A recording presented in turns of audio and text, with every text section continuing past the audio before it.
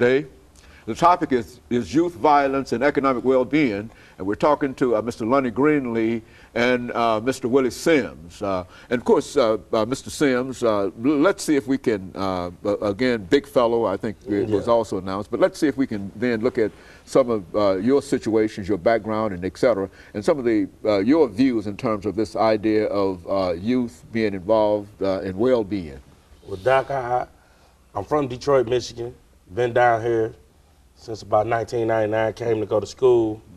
And really, man, I playing on what Lonnie was saying, they don't really give us a chance to be involved in any conversation. I'm 29 now, so as I'm getting older, I feel like people let me kind of more in. They feel like I'm old enough to be in the room, but when I was 21, I had a very valid opinion based on where we was at that time, being 21, and you dealing with the problems of 21-year-olds and even younger, but you don't ever, like you say, you don't want to talk to the kids. You want to go figure it out for them, and they not hearing anything you saying because it's not making sense. And you're not providing, you say there's no answers. It's all problems, no solutions. You're not providing them any money, and it's like if you're not giving them any money, any guidance, or spending time with them, how you gonna tell them something? They're not gonna listen to you. I'm not listening to you if you're not if you just come in and take away and try to look good and sound good, but when I gotta go back down the street after school, I don't have nothing else to do. I don't see you. You're not there with me. You're not telling me anything. You're not helping me better what I'm trying to do. You're not even trying to figure out what I'm trying to do. And I think it's that generation gap that really plays hard into it, along with the economics. The economics is gonna lead to violence, crime. 85% of crime is because ain't no money. It's all in attempts to go get money. Unless you got your random crazy person. You know, I'm gonna go kill somebody just because I'm kind of crazy. But other than that, it's attempts to get something.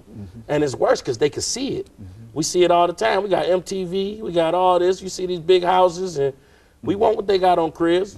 But the reality is 90% of people will never have it. So, but we still want it. So what you do when you're 14 and you in a place where you want something that you see and you don't know how to get it, you're gonna go with the fastest way that seems like you can get it, or at least potential to get it, even though it's all just a big dream in the sky. It don't matter anyway, but you don't know that as a kid.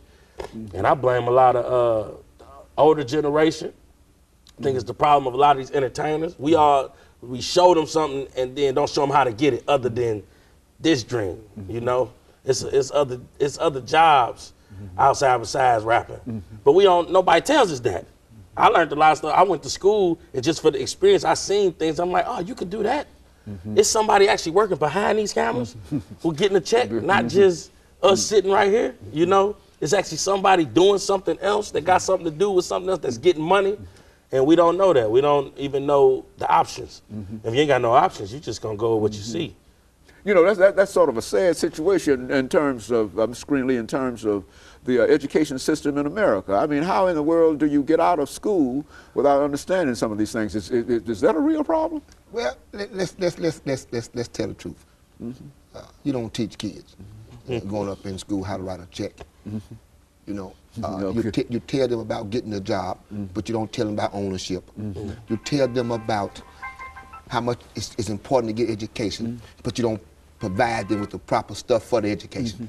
So, and these things are only because there are certain people that's taking certain monies and put it in certain areas and not in other areas. That's how it is.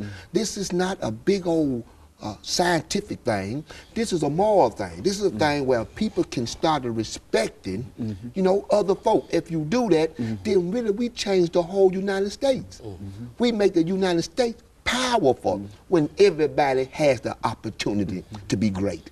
You know, that's one thing to pretend to offer, but it's another thing to actually see the product work. And that's where we're at. You know, we are not off into this grandiose thing, black, white, Puerto Rican, Chinese, African. No. We're off in the United States. And the United States is a melting pot. But it just so happened that pot only lays in certain hands. And I don't care if you're white or black, it's greed. You know, when it's greed, it's greed. You know, why would I want to have $20 billion and then right around the corner I have devastation, like third world countries?